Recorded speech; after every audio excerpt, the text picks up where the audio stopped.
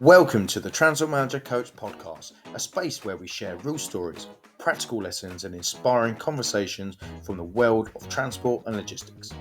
I'm Damian, and every week we sit down with transport managers, auditors, consultants, and entrepreneurs who are out there making an impact, keeping fleets safe, business compliant, and the industry moving forward. Our goal with the show is simple: to give you insights, tools, encouragement to grow in your role, build your business, and step into the best version of yourself as a leader in transport.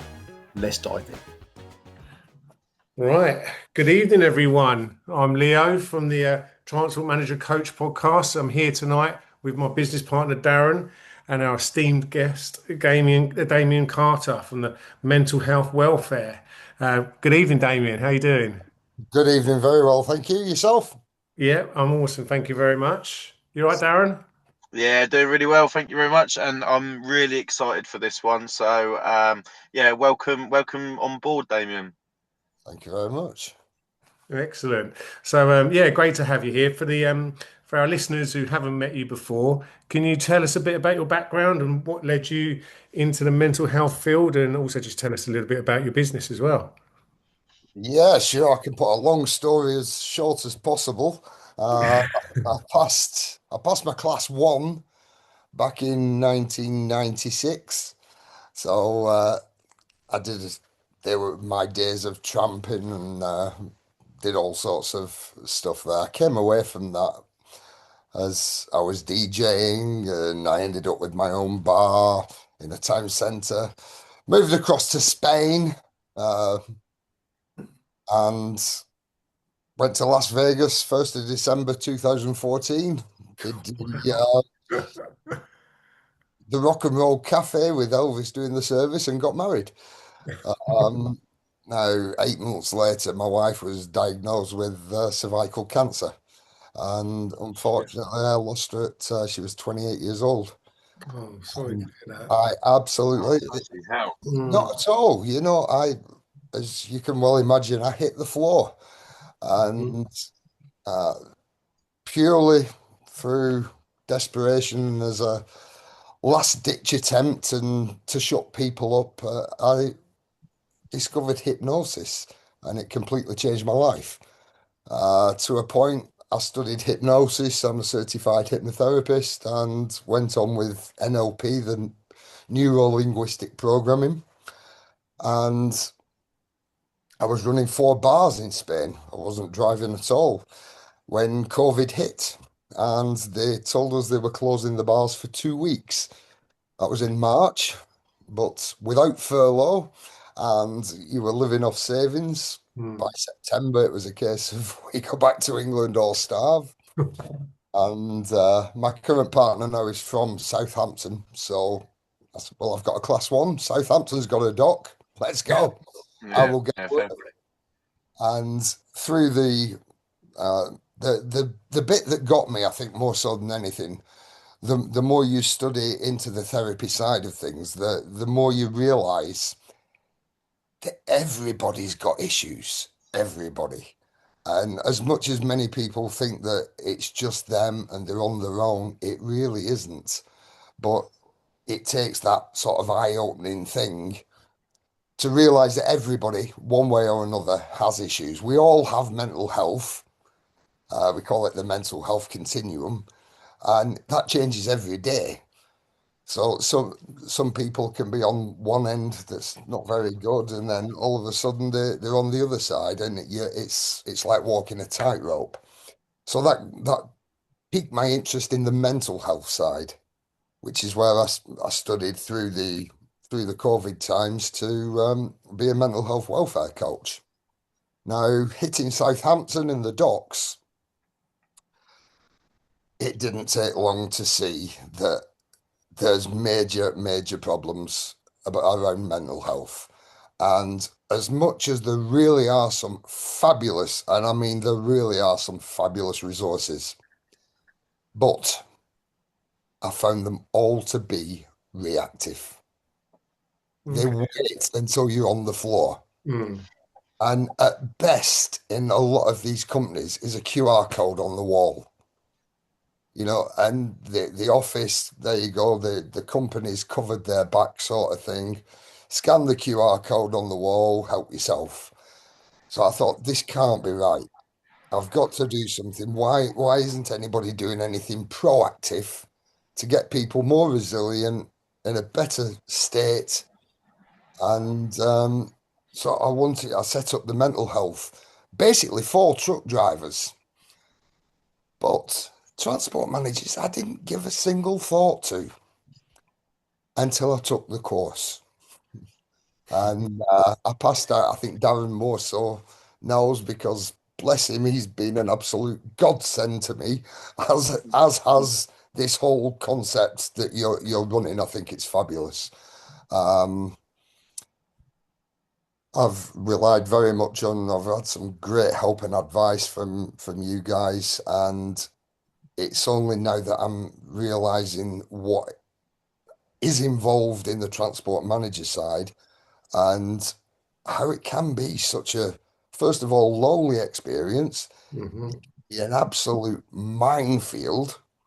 And the same with everything, it's a continual learning curve. The man that knows everything, the day you know everything is the day you know nothing. Yeah. So I got in touch with Darren and I thought, let's try and bring some mental health into. I'm doing logistics. Transport management is every bit of logistics. Hmm. Let's try and look after transport managers as well. So I got in touch with Darren, and here I am tonight. So, Damien, basically, Longest 5 minutes show talking as to possible. me. 5 minutes talking to me. You was like, he needs some mental health issues. He needs to sort his life out, Need basically. some help, yeah. I have yet to meet anybody, and that includes the people who I've done the training. I have yet to meet anybody with perfect mental health. I don't think it exists, but there's. It's not about people think of mental health and they think of all the negative aspects. But if you're walking around all day with a big smile, there'll be a padded van waiting for you outside. It's quite Mm. normal and quite natural to feel sadness, to feel anger, it's quite natural and normal. But it's about recognizing those feelings and accepting those feelings so that you can move forward. And it's a journey. It's not a quick fix. Mm. It's a journey because everything we do is a thought, and every thought has an emotion attached to it. Now, with the issues, if you change the emotion attached to the thought, you will change the thought. Yeah, I could give you an example. Yeah, if I was to say to you, let's go and jump out of a plane. Now, there's one of two reactions. Either I don't think so, I'm going to die, or brilliant, let's go. Hmm. The science behind it, without getting too far into it, is that the thought of jumping out, as soon as I mention it, the thought subconsciously of jumping out of a plane sets the amygdala off, which releases that adrenaline. Now, that's why they call them adrenaline junkies.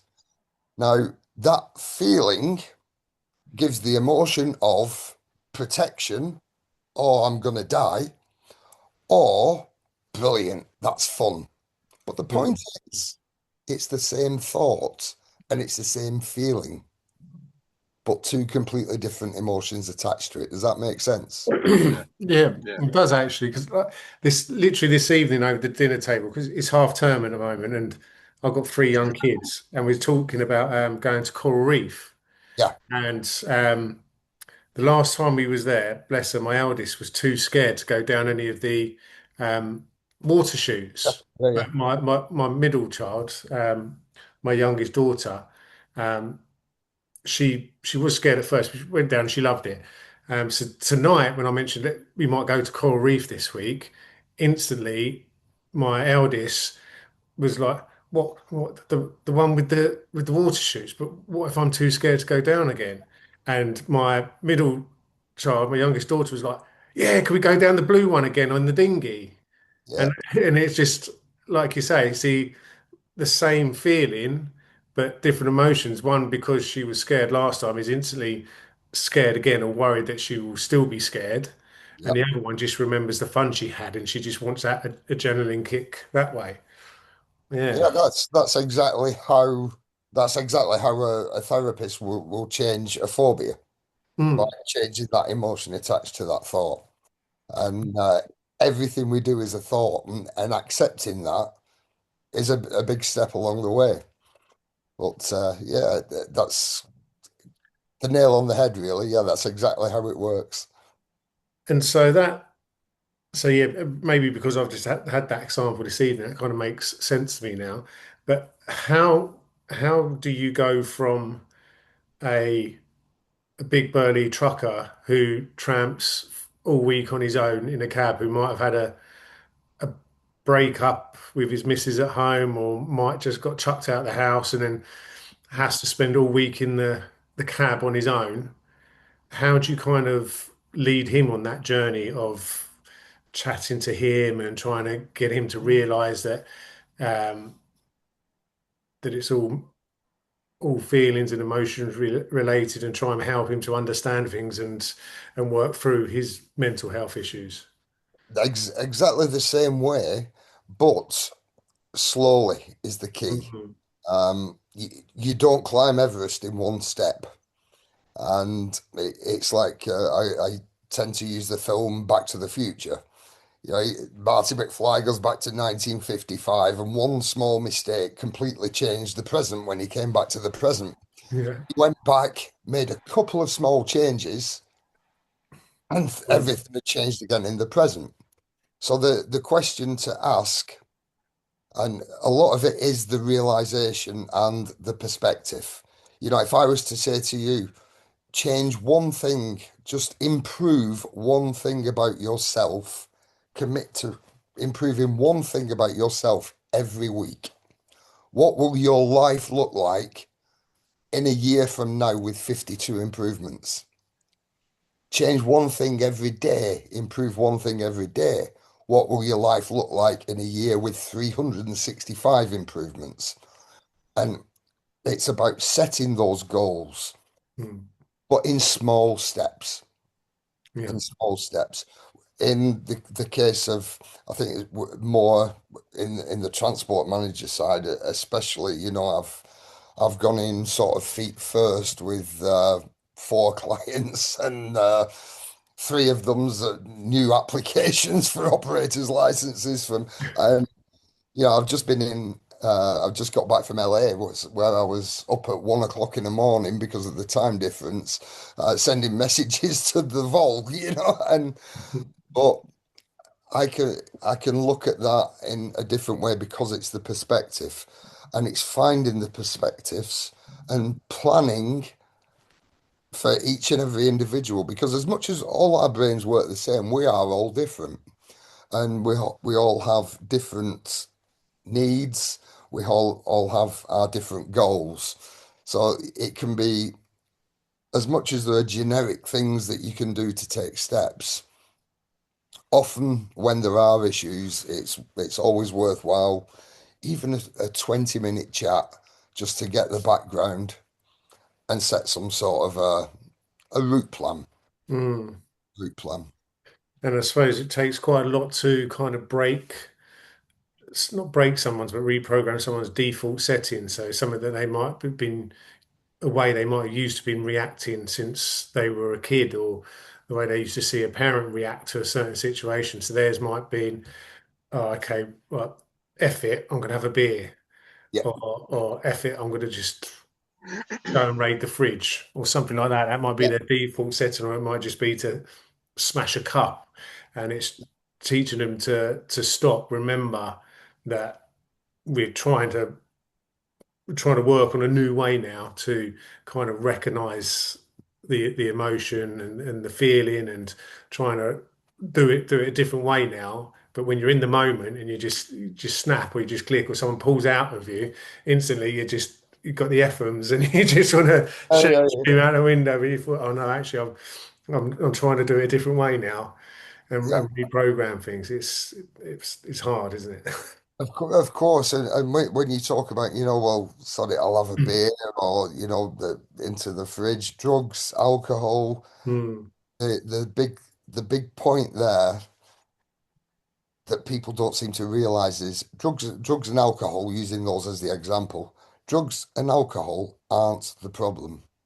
They are the solution. Not necessarily the correct solution, Yeah. but their solution. Mm. And your brain, they say as complex as it is, it's actually quite caveman. And it is out. All it wants to do is protect you all the time. Now, it doesn't know what's right and it doesn't know what's wrong. It doesn't know the difference. It's trained that way. So that if you wake up tomorrow morning and all of a sudden you think, oh, I'm going to get run over by a bus, and then the next thing you know, you sat on the settee, got Netflix on, get the popcorn out. At the end of the day, you haven't been run over by a bus. So your brain has been successful. It's looked after you. So what happens tomorrow and the day after and the day after? Your brain's protecting you. What it doesn't realize is that very quickly you're an agoraphobe who won't leave the house.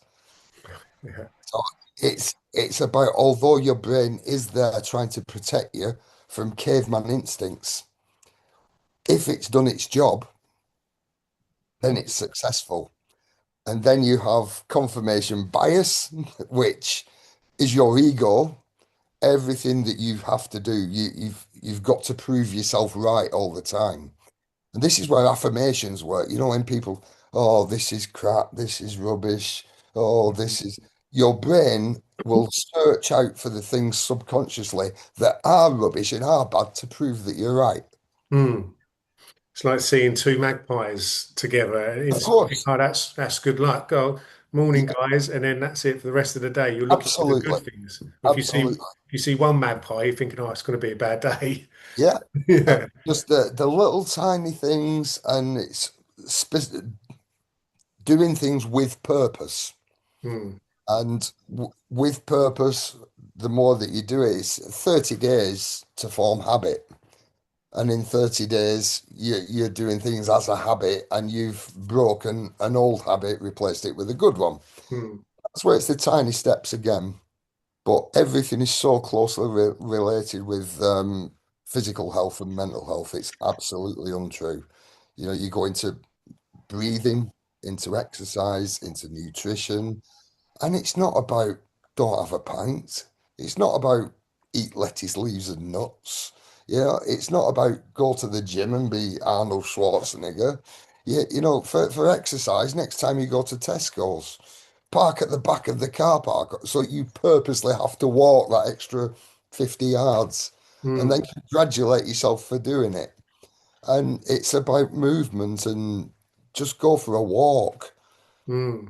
fresh air and clear your mind and really concentrate on your steps. But those little things I'll pop that on for you. Excuse me. A 7-day mindfulness course that there's just one tiny little thing for each day of the week. So Monday you'll do one thing, Tuesday you'll do the two things together, and by the Sunday you've got 7 different things that you're purposefully doing. And just that one little exercise on its own can really change your life. Mm. Damien, I'm going to tap you up on that because that's something I definitely need. Being a external transport manager, Yeah, I can easily get caught up being in front of a laptop for hours upon yeah, hours. When you mentioned to me when we were on the phone last time or the time before about parking further away, yeah, I do that now. So when I go to a shopping centre, if I'm not with the wife and the children, yeah, of course. I'll purposely park as far away as possible. Yeah, And it's strange because little things, little habits, little things turns into habits. And now when I haven't got the kids in the car or the wife, straight away I'm looking for the furthest point. I'm yeah, doing it because I don't do much exercise, and I think just little things like that does help. And for me to now start looking for that, I never even thought about doing that. Do you know what I mean? I didn't think that would be exercise. To me now, I might only be 50 extra steps, but still 50 extra steps than I would be sitting in front of my laptop thinking about what I'm going to do with transport management.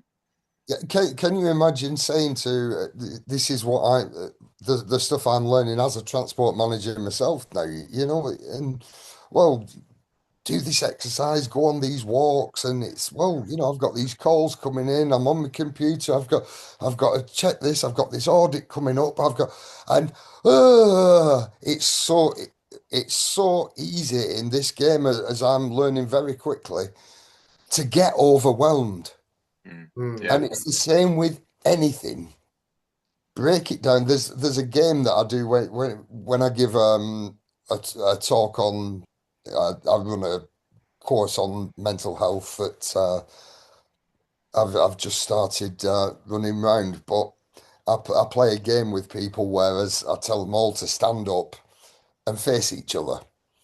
And the idea is, okay, what's going to happen? I'm take good note of everybody, everything about everybody. In a second, I'm going to ask you to turn around for 10 seconds and I want you to change 24 things about yourself. And then after 10 seconds, turn round and see how many you can spot. So obviously, straight 24 things. What are you talking about? 24? No, it's a joke. It's a joke. Change two things. So, roll the sleeve up, roll the pant leg up, and it just makes it it's a bit of fun. So then, okay, great, let's do it again. And then at the end, the point is, listen, we could play this game all day. But the thing is, very, very quickly, I joked about 24 things, but we've only got to play that game 12 times and you've changed 24 things. So you've taken this big overwhelm and you've broken it down into little tiny pieces and you've prioritized, you do the big things first and or the little things that don't matter, but you've broken it down into tiny little pieces. So rather than waking up in the morning thinking, oh, I've got to get on to Vol, I've got these messages to sort out, this audit's coming through, I've got to do a site visit. Whereas you break it down into tiny little manageable pieces, and that in itself Mm. just changes your life. Completely Yeah. changes your life. I think when I started doing more transport management and getting busier and busier, I actually brought something called a Zello pad, and it's kind of something that Leo started talking about on the Transport Manager Coach last week about objectives and setting tasks and achievable targets, basically. And without that, I would not have been successful with where I am at now, with businesses that I deal with and that. And I think with Leo being part of the Transport Manager Coach, he's really on point with that. So there's going to be extra courses and stuff like that going over stuff. And I think joining forces with you, Damian, and Leo, you together, I think you're going to come out with a great course for people to become better and manage their expectations. So I'm really excited. Well, I'm really excited about it myself because I can't tell you how impressed I am with the transport manager coach. It's saved my bacon many times already. Uh, so yeah, I think we can do some really great stuff. Yeah, Yeah, absolutely. that'd be great because as Darren touched on there, the bits that I've spoken about on the school community is just stuff that I've read about and learnt about, and then used myself, and it's really helped me.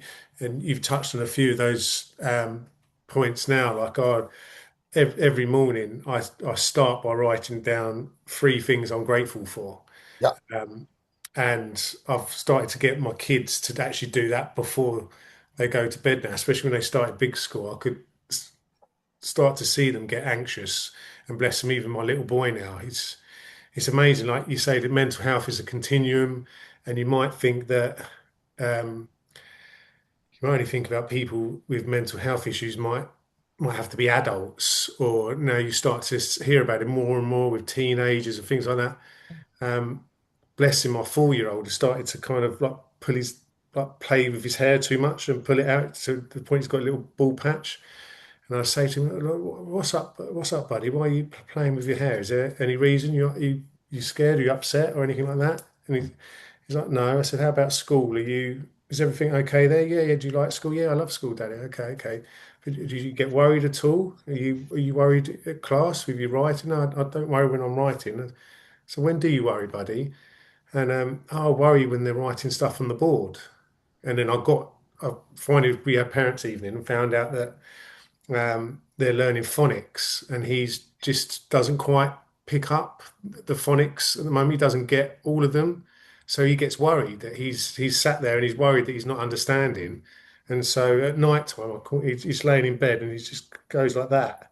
He plays with it so much that it comes out. And I think, so, like, he's like a 4-year-old. 4-year-old shouldn't be anxious, should have a worry in the world, and it's just through no one's fault. It's just the way his little brain's working. So Well, you say it's it's no one's fault, but you can't it, start me on the education system because we all learn, all of us, in one of three different ways. We're either visual, auditory, or kinesthetic.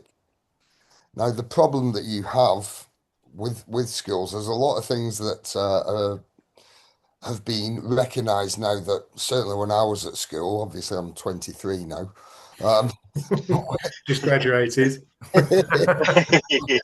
back when I was at school, anything that would be classed as that would be diagnosed now, we're just the thick kids, and it's not a case of that. I guarantee you, if a teacher is more visual, they will do everything on the blackboard. Now, that's great for the kids who are visual learners, Hmm. but the kids who are auditory learners or kinesthetic learners, the kinesthetic learners, you've got to show them. The auditory learners, you've got to talk to them. So it's so important for the education system to really, really recognize this. And what they're teaching, they need to teach in three different ways. Hmm. That way, they'll find that all the kids are going to take things in a lot better because it's quite easy, especially in the scenario of young kids. And we all know what the kids are like. And it's where one's learning, the other one's not, and then they get out in the playground, and all of a sudden, it causes all sorts of Hmm. necessary problems.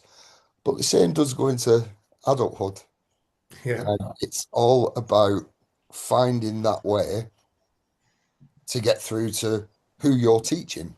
Hmm.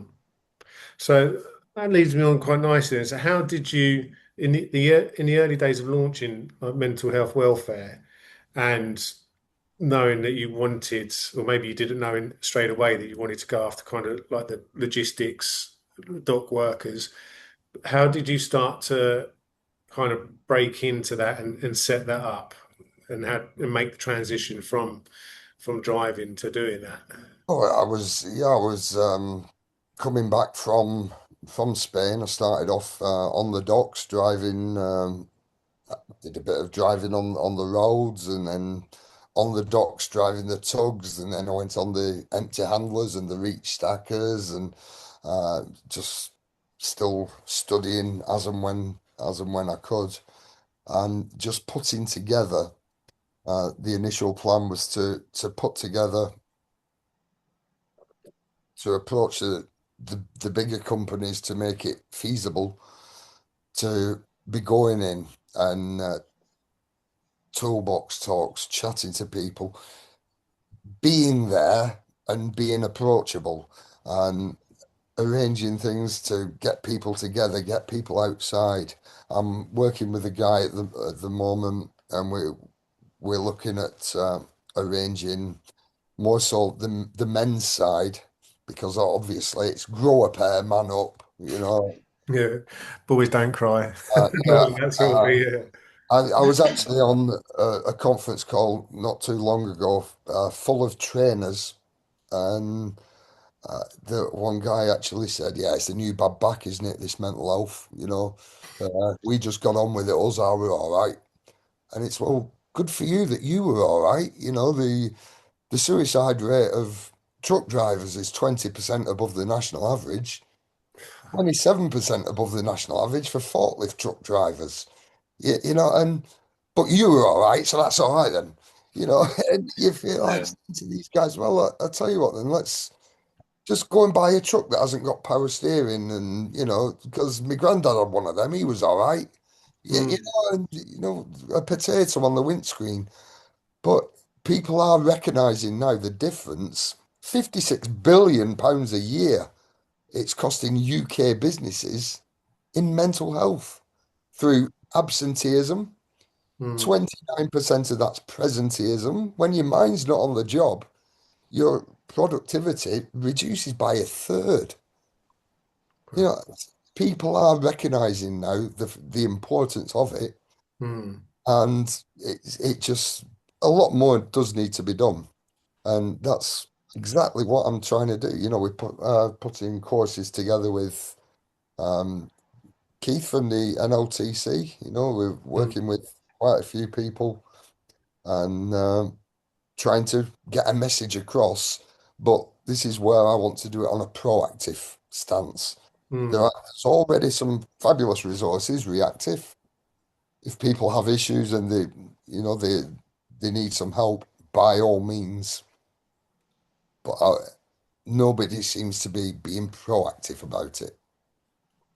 And because I'm a company owner as well. We run skip lorries. So I've got HGV drivers working with me, fan drivers, machine operatives in the yard.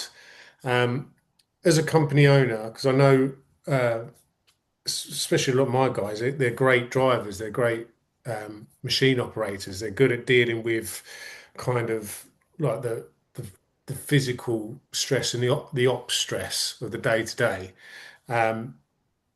But how would I, as their manager, who's also trying to deal with the day-to-day op stress and and the mental stress of running the business, what can I be doing to kind of spot any issues with their welfare or how they're coping, or what can I do, like you say, and not to react to something. All of a sudden, Ray's having like more time off each month, or he's kicking off in the yards a lot more often than usual, or he grabbed someone by the throat the other day over something silly. Yeah. Rather than me react to anything like that, how can I be proactive um, in trying to implement things into the business and to look after the guys. Yeah, I think there's so many things. You're in a much better position when you do know the person, because there's the very much the big thing of, such a body, or he's angry, or he looks sad, but it's more about the change in the person. There's a fabulous video, you can get it on YouTube, from Norwich City Football Club with two fans sat next to each other. I don't know if you've seen it. It's well Was worth. this on? Is this on the TV for like in the adverts as well? Yeah, The they one did. who was up Uh, cheering, yeah. the one who's And really cheering and giving it some. one Yeah, of the guys just sat there, yeah. I've Oh, the seen that. yeah. Powerful. And the other guys, yeah. But Yeah, and in it, one week, there's the seat's empty, and yeah, that's the one. And but it just goes to show that it's not necessarily the guy who does that, because Robin Williams, mm, uh, a big thing is to put a front on to disguise Yeah. it. Nobody fakes mm, depressed, but they fake being well. But yeah, when it's somebody that you see day in, day out, or on a regular basis, and you get to know what they're about, it's noticing those changes. And it's always worth just that private conversation. And a lot of people, straight away, that you can't expect somebody to come in your office and say, well, it's been this, the wife's left me, and they probably aren't, especially with men, mm, because of the men's mental health side. But I think making it perfectly clear throughout the company that you are approachable, and then you know they can come and talk, and they can talk privately. And if you can help, you're gonna help. You're gonna do what you can, because you are interested in, when people feel that they're part of a cog, an essential part of that cog, as opposed to a number. who's just turning up and going doing 8, 10, 12 hours when they feel like then there's a lot more chance that they're actually going to do something and say something. And if you've got a couple of people they can use, because it's nothing personal, but somebody might just not want to open up to you. Mm. But there might be somebody else. And encouraging people just to talk and breaking that stigma. Nobody thinks twice of, how have you been?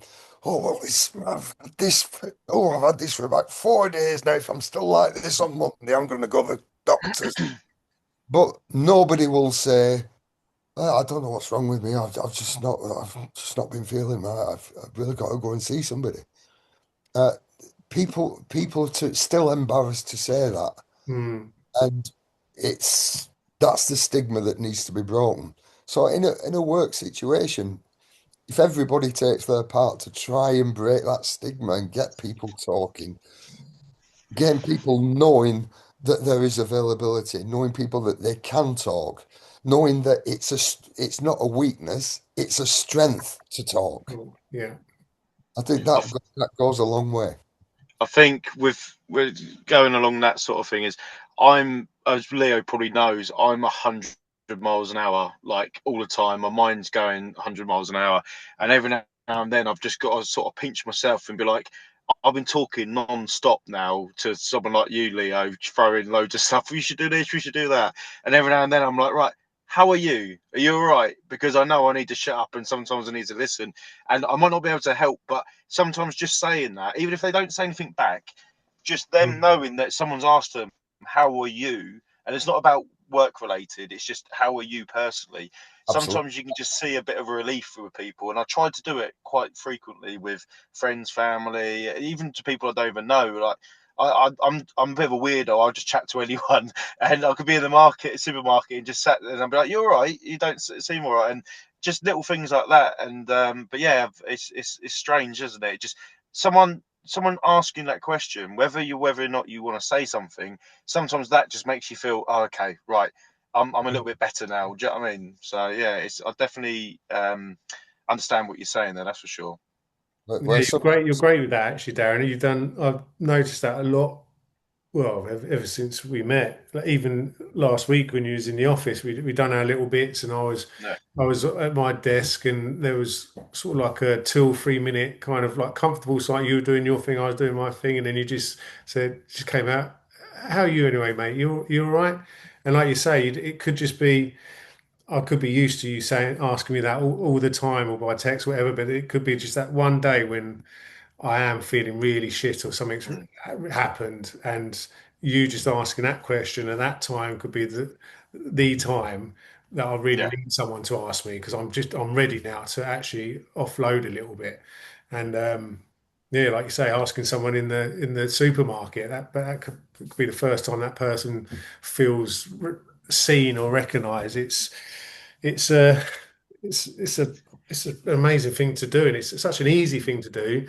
But in this world of everyone's walking down the high street on their phones, looking down like like just every few seconds, avoiding a lamppost or tripping over something, you don't look up, you don't see each other, and that's true. it's It's it's such a simple thing to do. yeah. the amount of times I'm in somewhere and my wife turns around and is like, "Who are you talking to now, Darren?" I'm just not with this old girl. How you doing, darling? You all right? And all that. It's absolutely hilarious. It's brilliant. But Oh. And It's so, what difference that can make, though. mm, All it takes is one person is just on his own or her own in the little flat, and where they need a bottle of milk and a loaf of bread, they'll just go for a bottle of milk, and then it's the excuse to get out. It's the only time they get out of the house and see anybody. So somebody just to say, "Hey, are you all right?" can, mm, can really make it completely change their day and their mm, week, and it really can. And it's again the little things. It's always the little things that make the big differences. mm.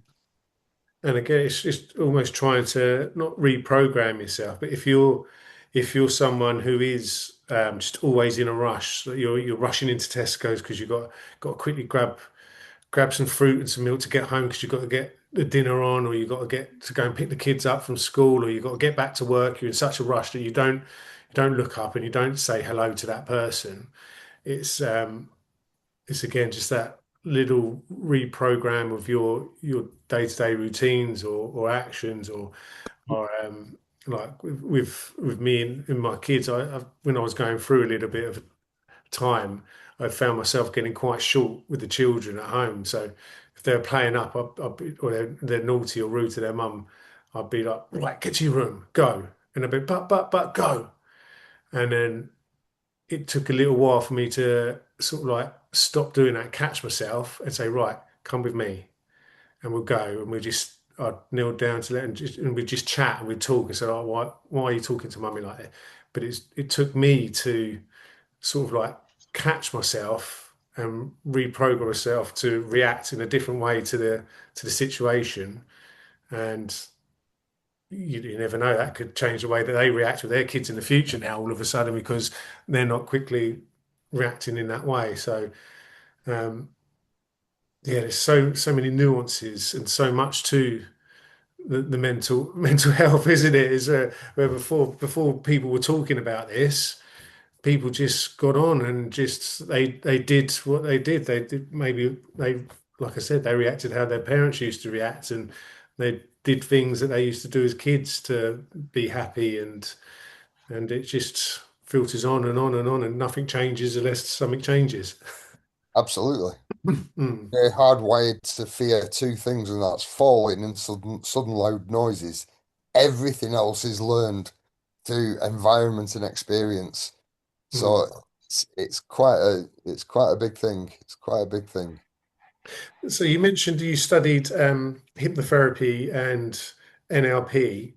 Um, all I kind of, I'm sure what all anyone kind of thinks of when they think of hypnotherapy is either like people on a stage being hypnotized to start clucking like a chicken or something like that, or just the Paul McKenna infomercials about giving up smoking and buying the cassette tapes.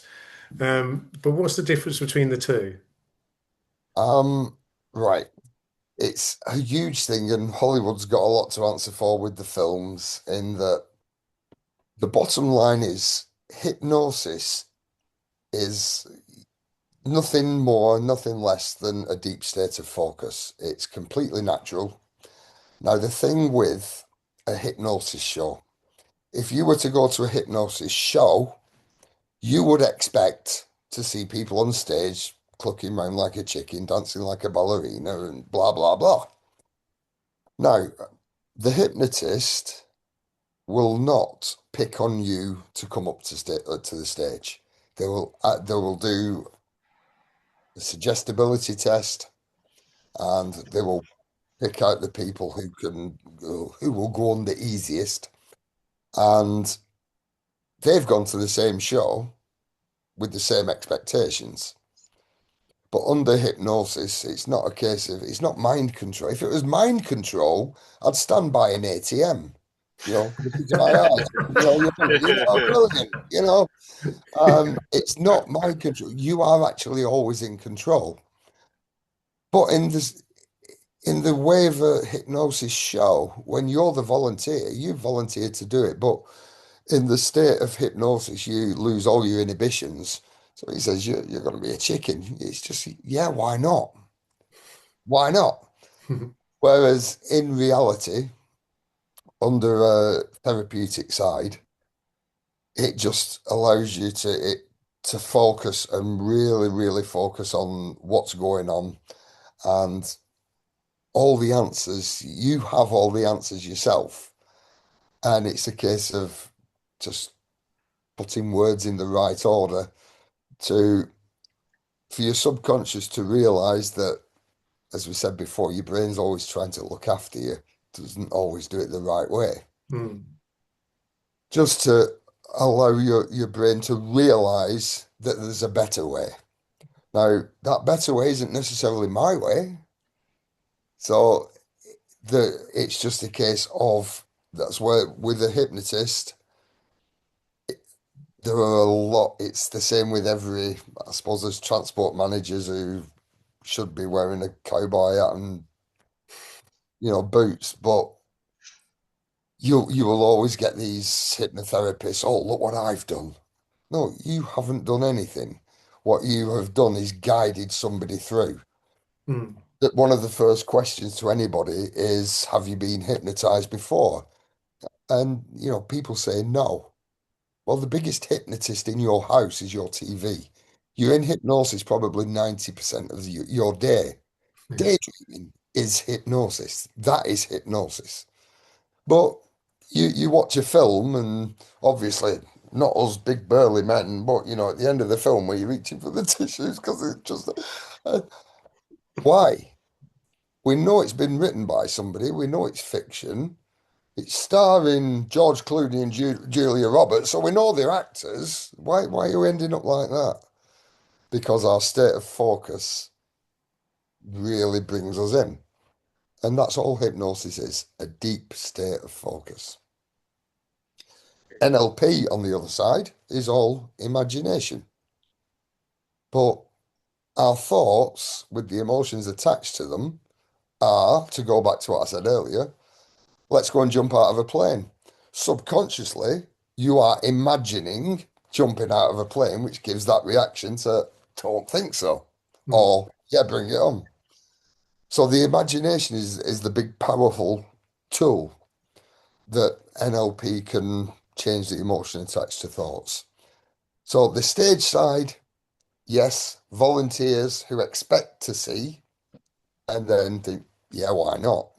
On the therapeutic side, state of focus, nothing more, nothing less. Okay, wow. Yeah, because I've only ever seen the stage version of hypnosis. I think I've been to one session where it was kind of like a clinical session of hypnosis, but I don't feel I was hypnotized or really took anything from it. But again, that might just because I wasn't suggestible or ready for it or open for it to happen at the time. But Yeah, um, yeah, I'd definitely like the explanation there, the NLP as well, because I've found uh, a lot of help with that again from rather than just writing down my goals and thinking, yeah, this time in 6 months I want to do this. It was really about reading the goals out and then trying to feel like how I'd feel when I'd achieved that goal, rather than saying, oh, this time next year I'm gonna close 100 grand contract. I've really started trying to feel that feeling in my body of what it would feel like to close that contract. you know how to And I trick don't stop your brain thinking to do about it that. till I feel that You, buzz. you can trick your brain to do that. When, Okay. when you're writing your stuff down, Hmm. as you said, company with 100 grand contract. Again, your brain doesn't know. Your brain doesn't know what's right, what's wrong. Um, and it doesn't do negatives in that don't think of a pink elephant. Ah, there you go. Yeah. It doesn't. So when you're writing down, you write down, yesterday I signed 100 grand contract. Write everything, write all your goals down in past tense. Your brain will access that and record that as a memory. Although it's not happened yet, your brain doesn't know that. And everything's a trick on the brain. Everything. Hmm. People who are scared of spiders will jump on the settee and then they'll realize it's black fluff on the carpet. Your brain reacts that quickly. But if you write everything down in the past tense and read it back to yourself, it, it's it's a great way to quickly turn that feeling around, which puts you in the mindset to chase that 100 Hmm. grand contract or it's a powerful exercise. The same with the three things of gratitude. The big rule with the gratitude test is that you're not allowed to repeat anything.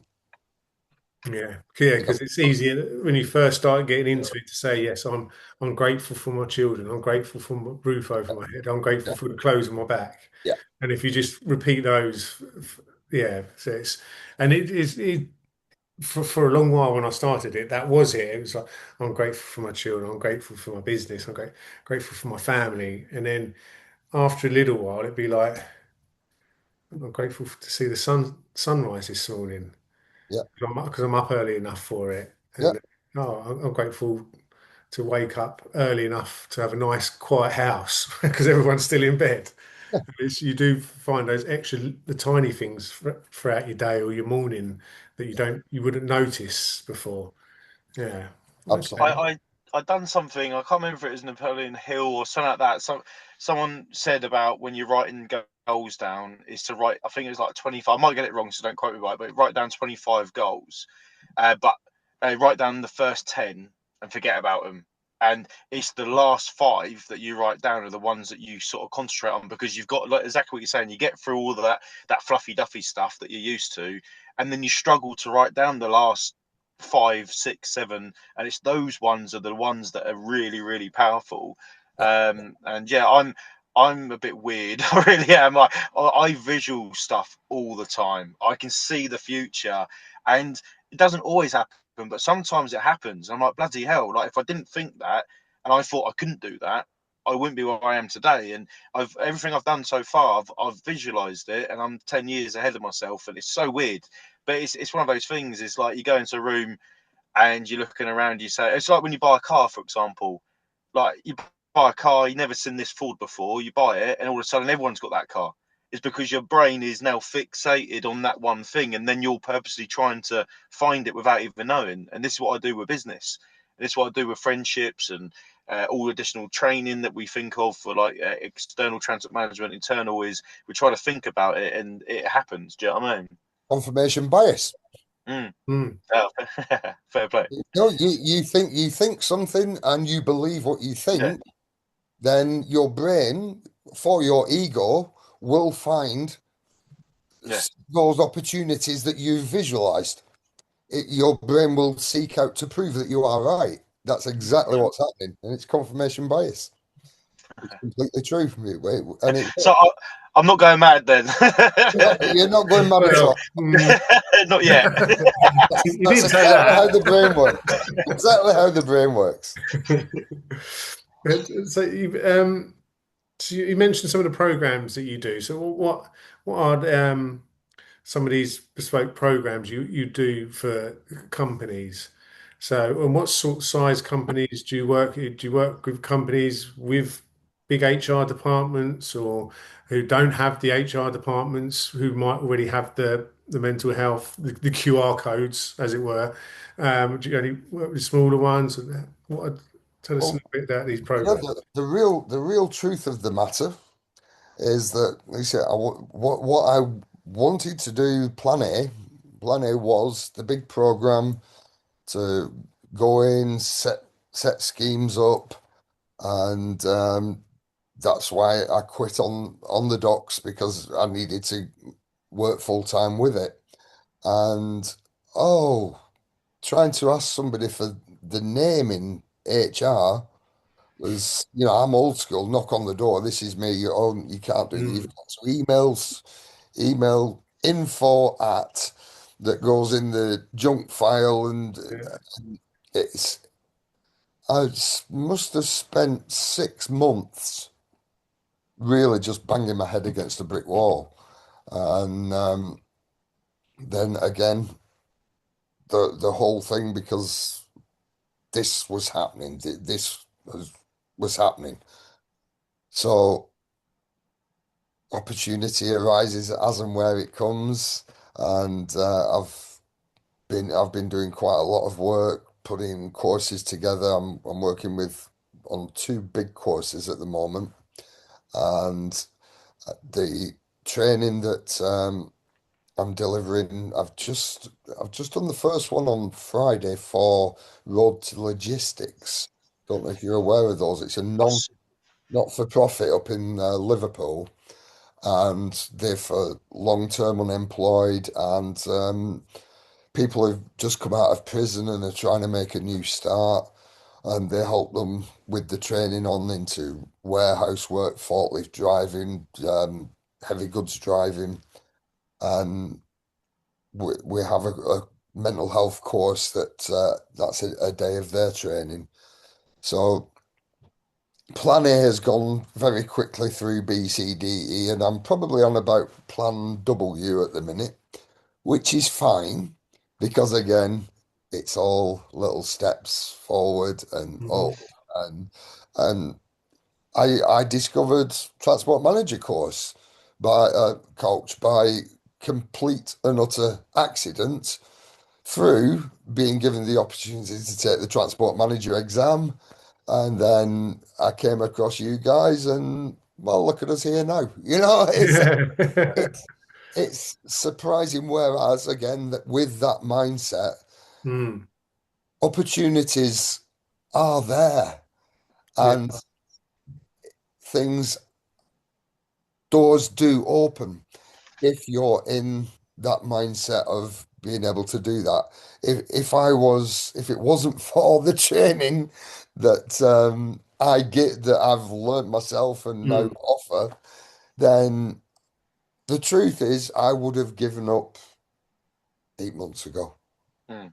I'd have gone, no, this just no, this is no good. It's rubbish. Nobody wants to know.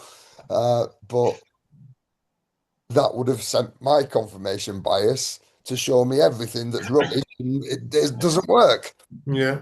But that was not an option because this is needed. I Mm. know it's needed, and I know I'm the one to do it. And it's pure perseverance and stubbornness. Mm. Um, Yeah, Damian, like absolutely amazing, and you are gonna smash it. You're gonna do it, and I'm really hoping that us at the Transfer Manager Coach is going to help you along the way. We've got some really big partnerships happened and happening as we speak, and some big dreams going on moving forwards into year 2026. And we want you to be the main man, part of our business, our vision. And I know we're going to make it with you, and Leo, we're going to do whatever we can, aren't we, to help 100%. push this along. Like the information you can provide, just sitting here is just absolutely mind blowing, and Mm. absolutely loved every all of it. And I think 100% there's going to be so much stuff working with you, Damien, and your business with the Transfer Manager Coach that's going to help hundreds and hundreds of transport managers moving forwards. I think this podcast, I think we need to get this out to everyone and sort of show everyone who you are, how we can help you, and utilize this and bring it forwards with the Transfer Manager Coach. oh, it's I'm really excited to join up with you guys. As I've said to you, I will send lots of stuff across for people to make use of, and I'm more than happy for any of the members of any of the members who might have something they want to discuss, might want a little bit of help with. I'm on there. I'm a member myself. Drop me a message. If I can help, I'm more than happy to help. Can make that one little difference. It's all Mm. worthwhile. It's Yeah, all I'm a big believer that things and people come into your life at the right time when you're ready to receive them or you're ready for it. And like you say, we've had members of the community at the moment and might have seen your name in the members list but not realised what you do, and then they might happen to listen to this podcast, and yeah. then oh, actually, I am going to drop Damien a message because of could be anything, and it now might just be the time that's right for them and for well for all of us, and it's I knew I was going to love this podcast just because this is so far up my alley. It's untrue, and I think I'm going to be one of the guys who messages you on the community separately. Anytime you've got my number as well. The one big thing is for everybody to remember. You are always exactly where you need to be. Always. And there are no mistakes. Mm. It is only ever a mistake if you don't learn anything from it. If you learn from it, it's not a mistake, it's a lesson. Mm. And life's full of them. And this is a big thing that helps with stress. Some stress is good, Mm. like a pressure cooker, but sometimes we forget how to take that valve off and it gets too much and it gets to be a problem. But you're always where you need to be. Mm. And no mistakes, just lessons. Indeed, yeah. And a mantra, if I may just add to that, that really did help me through some times as well, was that everything is happening for me, not to me. Yes, And that's didn't matter how crap my days were getting. I just thought, okay, well, when I'm out of this and I'm writing my autobiography or I'm telling my stories to my grandkids, this is going to be okay. This is how bad it was for Granddad, but I came out of that. Look where he ended up, type thing. So yeah, I always think of that when I'm feeling a little bit sorry for myself. I feel like everything's happening for me, not to me. of course. That's a nice little one. So have you got any? Because I'm a bit conscious of your time. We've been on for over an hour now, but Have we? yeah, I know it Wow. flies, doesn't it? It's amazing. Um, are there anything else you'd just like to leave the audience with? As I say, like, any other um, little tips or just advice for transport managers or anyone in logistics, truck drivers? Yeah, just any advice or recommendations for them, other than obviously reaching out and talking to someone. Is there any easy wins for people that they can maybe start with tomorrow that can Yes. help them? Um, one of the biggest things is breathing. And you would be amazed how many people breathe incorrectly. And a newborn baby will naturally breathe in through its nose and out through its mouth. And again, environment, as we grow up where we learn. We go to a birthday party, for example, and the adults are there. Come on, blow out the candles. And the number of people who breathe in through the mouth now, and now that oxygenates too much for the brain. But you've 30 receptors in your nose to filter out all the rubbish. And in your mouth, you've got none. The other side of it is that naturally, one of the things we're hardwired to fear is sudden loud noises. So somebody jumps out at you, "Rah!" You would naturally breathe in through your mouth because you Mm, triggers your amygdala, which activates your fight, flight, freeze, releases adrenaline, cortisol through your body, increases your heart rate, starts sweating, gets adrenaline really pumping, and speeds up your breath. Now, breathing through your mouth can activate your amygdala, and so many people with anxiety, a lot of it is just that they're breathing wrong, and you can use that to your advantage if you're ever nearly in a fight. You know, you want adrenaline rolling, but in normal everyday life, breathing through your mouth can set the adrenaline rolling, which can lead to panic attacks. mm, So breathing is a massive one, which you can every day just spend 5 minutes purposely box breathing in through the nose for 4, hold it for 4, out through your mouth is fine for 4, then hold it for 4. You do that, give it 5 minutes purposely breathing, and you'll feel the difference very, very quickly. And the other one, unfortunately, mobile phones. Terrible, terrible, terrible. Leave it out of the bedroom. Get yourself an old-fashioned alarm clock. Don't touch your phone for the first half hour when you wake up. See how your life changes. That the first thing we do these days, we reach for the phone and we're on it. We're on the Facebook, and mm, that hit of dopamine sets us up for the day.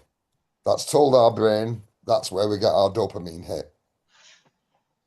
See the difference in your life by not touching your phone for the first half hour of every day. Two things that you can do. Breathe in, leave your phone alone for the first half hour when you get up. See how your life changes just with that. Absolutely love that. Brilliant. That.